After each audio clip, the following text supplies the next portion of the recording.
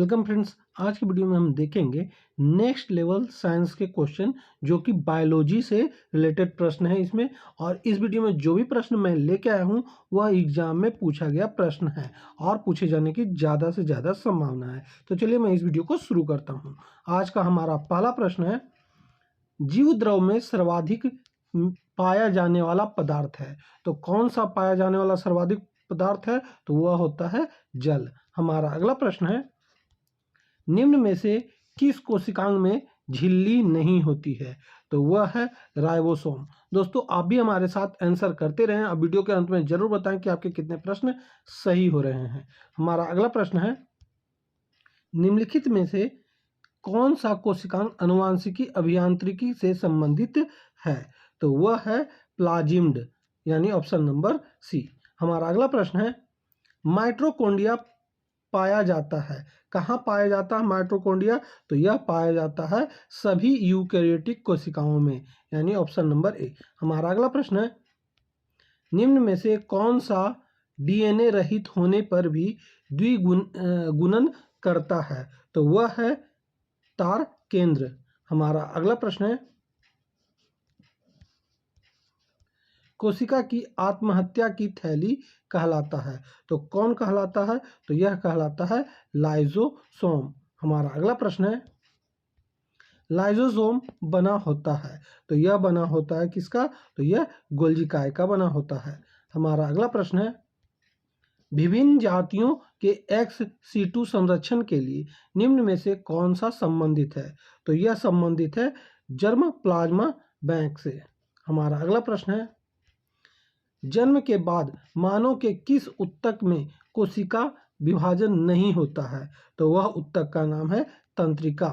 हमारा अगला प्रश्न है, जीव कोशिकाओं में आनुवांशिक लक्षण के नियंत्रण में निम्नलिखित में से कौन सा उत्तरदायी है? तो वह है डीएनए। हमारा अगला प्रश्न है,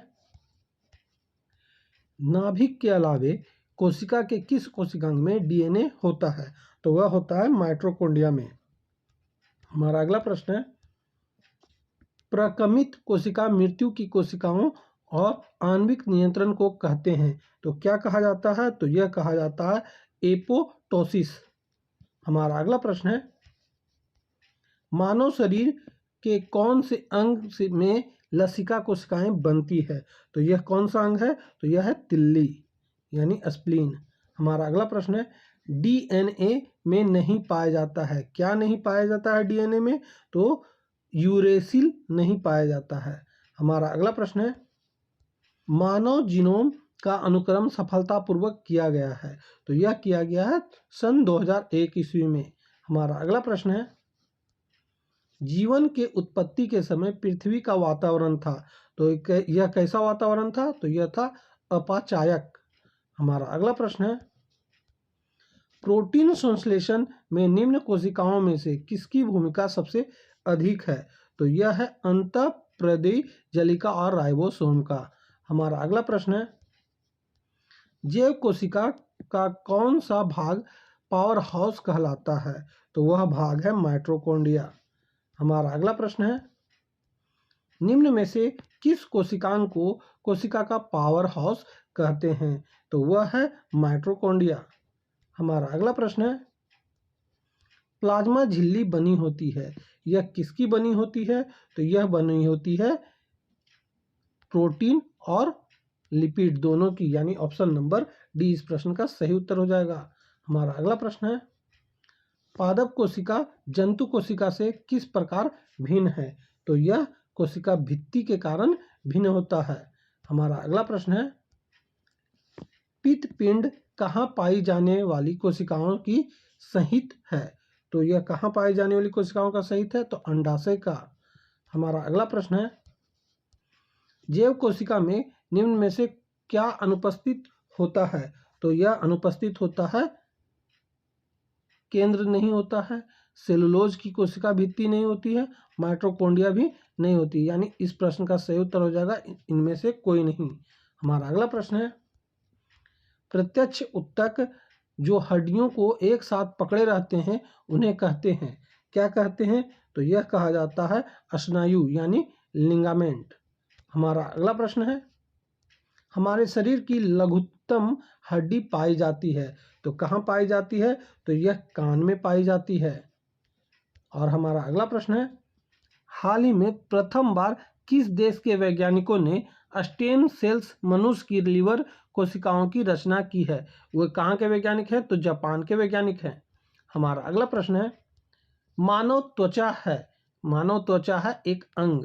हमारा अगला प्रश्न है, लाइसोसोम का लक्षण किसकी अधिक संख्या में उपस्थित के कारण दिखाई पड़ता है? तो यह दिखाई पड़ता है हाइड्रोलाइटिक एंजाइम के कारण।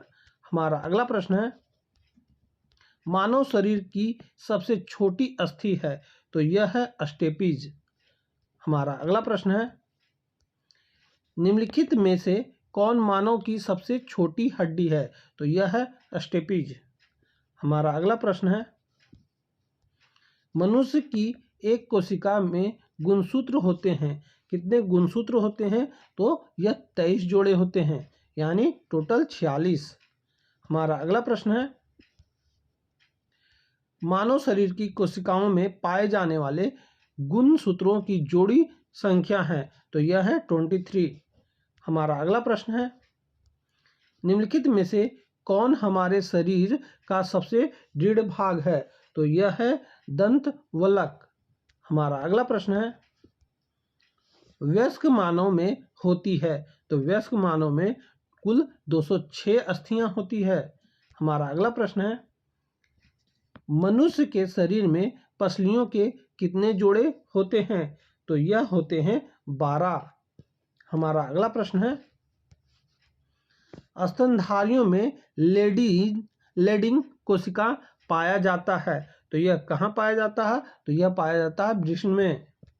हमारा अगला प्रश्न है, क्रोमोसोम में पाया जाता है, तो क्रोमोसोम में क्या पाया जाता है? तो यह पाया जाता है डीएनए, आरएनए, हिस्टोन और नन हिस्टोन, ये सभी पाए जाते हैं। हमारा अगला प्रश्न है, 80% से अधिक सेल में पाया जाने वाला पदार्थ है, तो क्या है? यह जल है। हमारा अगला प्रश्न है, नाखून काटते समय दर्द नहीं होता, क्यों दर्द नहीं होता है? तो नाखून मृत कोशिकाओं के द्रव द्वारा बने होते हैं, जिसमें रक्त संचरण नहीं होता है, इस कारण वहां दर्द नहीं होता है काटने पर। हमारा अगला प्रश्न है, राइबोसोम किसके स्थल कहे जाते हैं? तो यह कहे जाते हैं प्रोटीन निर्माण में। हमारा अगला प्रश्न है, एक डीएनए में 20,000 बेस जोड़े हैं, इसमें कितने न्यूक्लियोटाइड उपस्थित होंगे? तो इसमें टोटल 40,000 न्यूक्लियोटाइड उपस्थित होंगे। हमारा अगला प्रश्न है, जीन बने होते हैं, तो जीन किसके बने होते हैं? तो यह बने होते हैं पॉलीन्यूक्लियोटाइड से। हमारा अगला प्रश्न है, प्रोकैरियोटिक कोशिकाओं में नहीं होते हैं, तो क्या नहीं होता प्रोकैरियोटिक कोशिकाओं में? तो उसमें केंद्रक नहीं पाया जाता है। हमारा अगला प्रश्न है, राइबोजाइम्स होते हैं, यह क्या होते हैं? तो यह होते हैं आरएनए। हमारे अगला प्रश्न है, प्रोकैरियोटिक से यूकैरियोटिक भिन्न है, क्यों भिन्न है? तो यह इसलिए भिन्न है क्योंकि यह अस्पष्ट झिल्ली की अनुपस्थिति के कारण भिन्न होता है। तो दोस्तों, यहीं पे हमारा यह सेट समाप्त होता है। उम्मीद है कि आपने सारे प्रश्नों का आंसर किया होगा, और कितने प्रश्न आपके सही हो रहे हैं ये आप हमें कमेंट बॉक्स में जरूर बताएं। तब तक के लिए जय हिंद, वंदे मातरम।